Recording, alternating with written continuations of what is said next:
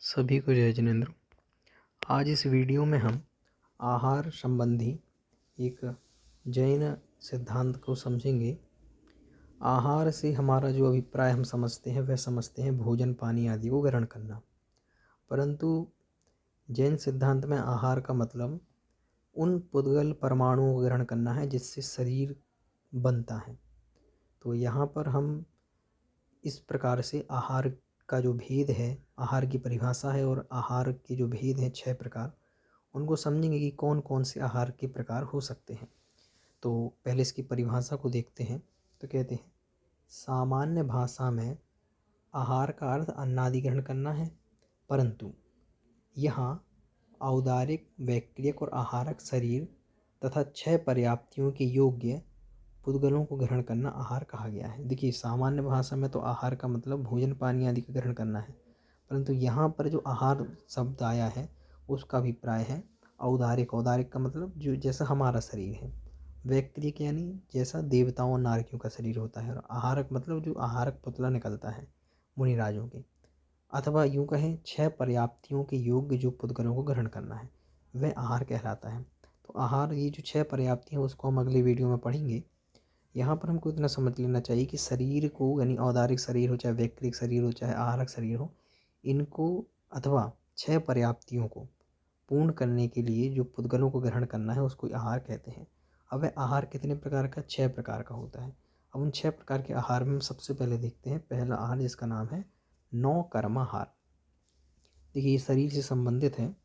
जैसे कह रहे हैं शरीर निर्माण के निमित्त भूत, यानी शरीर निर्माण के लिए जो निमित्त है, मतलब जो उपयोगी है, ऐसी 9 कर्म वर्गणाओं को। अब ये हमने कल जो पिछली वीडियो हमने देखी थी उसमें पुद्गल की 23 वर्गणाओं के बारे में चर्चा आई थी।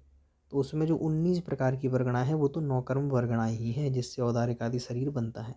तो यहाँ पर वही बात बता रहे हैं कि शरीर निर्माण के लिए जो निमित्तभूत 9 कर्म वर्गणाएं हैं उनका प्रति समय ग्रहण होना, ये क्या कहलाता है? 9 कर्माहार कहलाता है। ये कहाँ से कहाँ तक हो रहा है? तो कह रहे हैं यह 13वें गुण स्थान तक प्रत्येक जीव के होता है।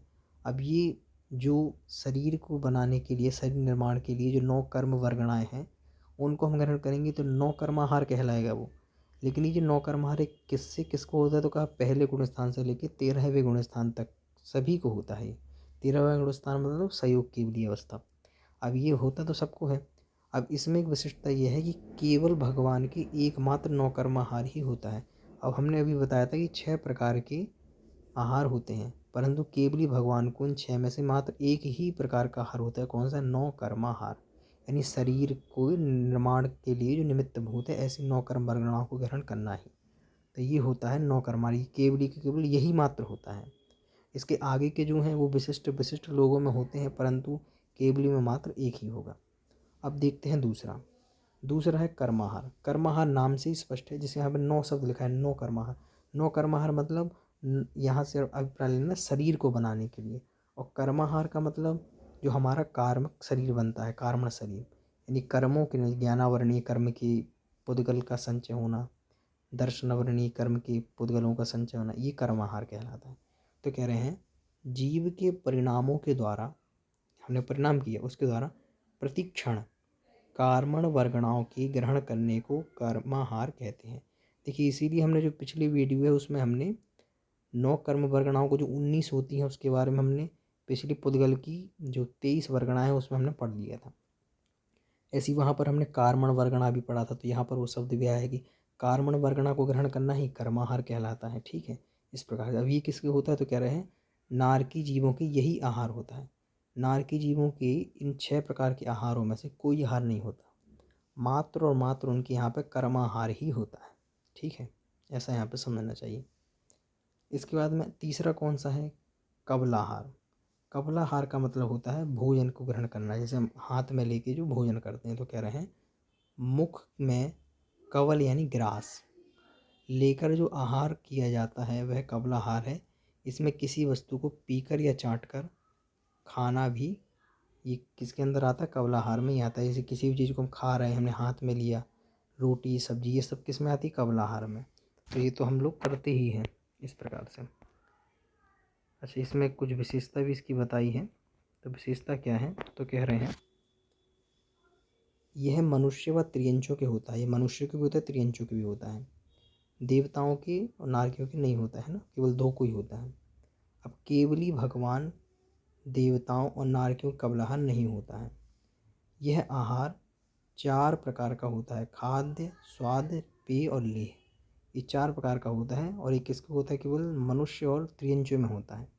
देव में, नारकियों में और केवली में कबलाहार नहीं होता, यानी केवली जो है कबलाहारी नहीं होते। इसके बाद में आगे कहते हैं मानस आहार। अब मानस आहार क्या है, तो उसको देखते हैं। यानी मन से आहार कर लेना, तो किसके, मानसिक चिंतन से होने वाला आहार, यानी मन में केवल विचार किया और पेट भर गया, यानी उससे आपने मन में सोचा और आपकी तृप्ति हो गई, कंठ से ही आपके अमृत झड़ गया, ऐसा। तो कह रहे हैं यह देवों के होता है। ये किसके होता है, मानसाहार देवों के होता है, हमारे तो नहीं होता कि हमने मन में सोचा और हमारी तृप्ति हो जाए। देवों को भूख लगने पर मन से भोजन का विचार करते ही गले में अमृत झरता है, जिससे क्षुधा की निवृत्ति हो जाती है। तो ये किसके होता है, मानसाहार देवताओं के, नारकियों के नहीं होगा। इसके बाद उनके यहाँ तो केवल एक यही होता है ना, हमने पीछे जो पढ़ा कर्म आहार, वही वाला।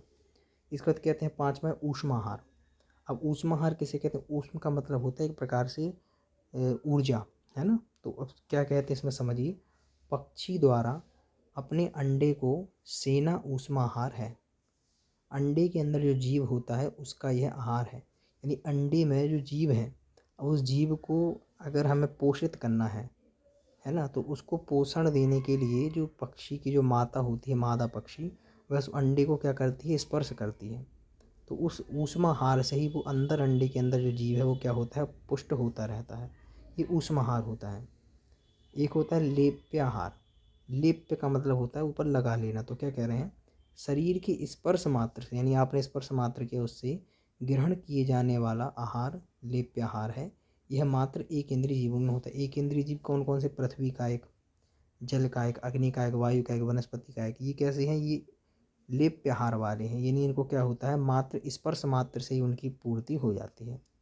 पृथ्वी पृथ्वी कायिक जीवों के पृथ्वी का स्पर्श ही उनका आहार है। पृथ्वी का जीव ने पृथ्वी का स्पर्श किया, उससे उनकी पूर्ति हो जाएगी, ऐसा इसको समझना चाहिए। अब इसके बाद देखते हैं आगे, आहारक किसे कहते हैं, अनाहारक किसे कहते हैं, इसको भी समझ लेते हैं। तो कह रहे हैं आहारक, अनाहारक। आहारक किसे कहेंगे, तो कह रहे हैं शरीर, शरीर में कौन कौन से 3 शरीर, औदारिक, वैक्रियक और आहारक। इनके शरीर, मन तथा वचन के योग्य वर्गणाओं को जो जीव ग्रहण करते हैं, यानी शरीर के योग्य, शरीर कौन से 3 प्रकार के, मन के योग्य और वचन के योग्य, जो वर्गणाओं को ग्रहण किया जाता है उसको क्या कहते हैं, वे आहारक जीव हैं। इस प्रकार आहार वर्गणा, मनोवर्गणा और भाषा वर्गणा को ग्रहण करने वाले जीव आहारक जीव होते हैं। यानी पीछे हमने जो 23 प्रकार की वर्गणा पढ़ी थी, वहाँ पर भी हमने इसको पढ़ा था, 5 प्रकार में जो मुख्य थे। ऐसे यहाँ पर भी आहार वर्गणा, मनोवर्गणा, भाषा वर्गणा को ग्रहण करना ही आहारक कहलाता है। अच्छा, अनाहारक क्या होगा, तो अनाहारक का मतलब जो ग्रहण नहीं करेगा। तो कहते हैं जो जीव उपरोक्त वर्गणाओं को ग्रहण नहीं करते वे अनाहारक होते हैं। तो इस प्रकार से आहारक और अनाहारक के भेद को हमने समझ लिया कि जो शरीर के योग्य, वचन के योग्य, मन के योग्य वर्गणाओं को ग्रहण करेंगे वो तो आहारक होंगे, जो नहीं करेंगे वो अनाहारक होंगे। इतना इसको समझना चाहिए। आगे कहते हैं कि ऐसी कौन सी स्थिति है जिसमें जीव अनाहारक होता है, जिसमें वो आहार ग्रहण नहीं करता। तो कह रहे हैं विग्रह गति में स्थित चारों गतियों के जीव। कोई भी गति का जीव हो, अगर वो विग्रह गति में, विग्रह गति का मतलब इस शरीर को छोड़कर दूसरे शरीर में जा रहा है, दूसरी योनि में, तो जो बीच का जो समय लगता है ना, उस समय में अभी दूसरा शरीर प्राप्त भी नहीं किया और पहला शरीर छोड़ दिया, तो जो बीच का जो 4 समय है उसमें जो जीव होता है तो उस समय वो अनाहारक होता है। देखिए अगर उसको 2 समय लग रहा है तो पहले समय में अनाहारक रहेगा, ऐसा समझना चाहिए। तो विग्रह गति में जीव को अनाहारक कहा जाता है। इसके बाद में कोई भी गति का जीव हो और केवली समुद्घात की प्रतर और लोकपूर्ण अवस्था में स्थित सयोग केवली और अयोग केवली और सिद्ध, इस प्रकार से ये भगवान, ये सब अनाहारक हैं। इनके अतिरिक्त शेष सभी जीव आहारक ही होते हैं। तो इस प्रकार से आहार संबंधी सिद्धांत को हम समझ सकते हैं।